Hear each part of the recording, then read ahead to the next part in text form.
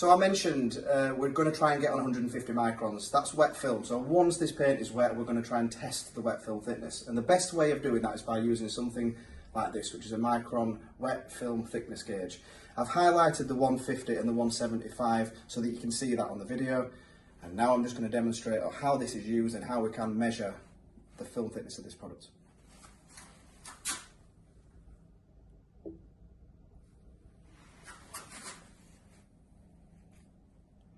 The end comb on here is 150, so this shows that it's touching 150, which means that it's got 150 or more on here. So what we're going to do now is turn this to the other side. This starts 175 and goes to 300 microns, so in the same location.